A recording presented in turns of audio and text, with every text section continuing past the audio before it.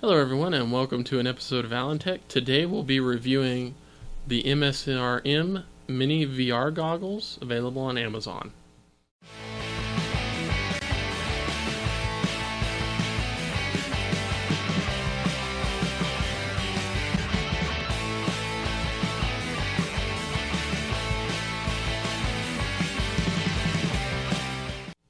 With VR becoming a real type of entertainment now, it's no wonder people are looking for ways to enjoy these experiences on the cheap. Now, there are many types of VR goggles, as you'll find. The ones I have today I'll be focusing on are a set from MSRM. The version I got is a white VR headset with black accents and a black strap. It supports up to a 6-inch phone, depending on which phone you have. My 5.5-inch LG G3 kinda just barely fits, so it has adjustable viewing distances to help you focus, but other than that, there isn't much to report on it. It's just a plastic set of VR goggles.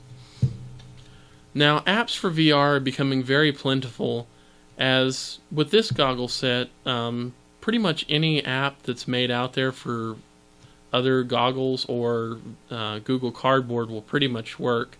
The exception being the ones that are for specific phones, such as the Samsung Gear apps.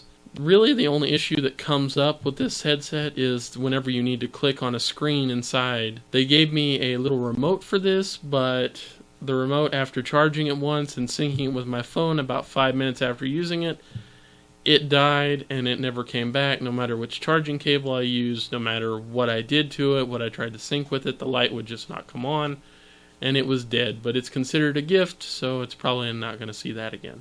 Luckily though, most VR games come with some sort of way to click. You might have to look at a certain place for a little bit, and then there'll either be a loading bar kind of that circles around it to let you know that you're clicking there, or you'll just have to look at a space for a little bit and then that counts as your click. There is a viewing angle adjustment on this, but it's very clunky to say the least. Whenever you push the two buttons on the side, the slide comes all the way out, but then it's kind of tough getting it back in at the same angle. I generally end up having one side go in more than the other, making it kind of hard to finite adjust this. The headband and the foam padding should be good for most people. I did find a little bit of trouble with my own head because it's a little bit bigger, but my wife didn't have any trouble putting it on.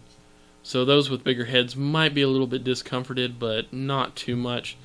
The foam inside was actually really comfortable, and I never really felt severe pressure on my face whenever I was wearing them. For this test, I actually used my own LG G3, which played all the VR games and VR videos really easily. Full Dive VR, which I thought was a great app, has a lot of different experiences, including 3D videos, 3D pictures, a couple of games and things like that in there. Really great app that I used most of the time I was playing with this. And I was actually surprised because it's so light, and even though my 5.5-inch phone was in there, I was actually able to move this around very easily. I didn't really feel too much strain from having the headset on. It didn't really feel bulky or heavy, and I was able to move pretty nimbly with it on. I did run into problems with my wife's phone, which happens to be a Samsung S5. The dedicated home button, it's kind of hard to see, so I probably won't have a picture of it, but there's little nubs on the corners of this to help hold your phone in. And the problem I had is whenever I was putting the phone in, the home button would get hit on one of those after the app was already loaded. This would cause it to blip back out to the home page. So what I ended up having to do is put it in from the side, which made it kind of difficult to line up the dual screens because there's a little arrow that you have to get to. Overall, I found the headset to be pretty much acceptable as, say, like a budget version of the Gear VR. You are getting what you pay for, so keep that in mind. The Gear VR is a more fleshed out product, and that's probably why it costs more. But if you're looking to play some fun VR games and you don't really need the Gear VR and all of its features, this could be a very good way to go about it, or one of the various versions of something like this. So I found it to be a very usable VR headset, and I really enjoyed playing it, and I'm probably fixing to play it some more. So thank you all so much for watching. If you like this video, please give me a thumbs up. If you dislike this video, well, you know what to do. And if you would, please let me know why. I've upgraded my sound. It's been sounds a ton better.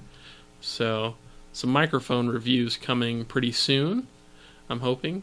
If you think what I do is worth your time, I'd love to have you as a subscriber. You can click up here in the corner. I will have a nice little link set up for you.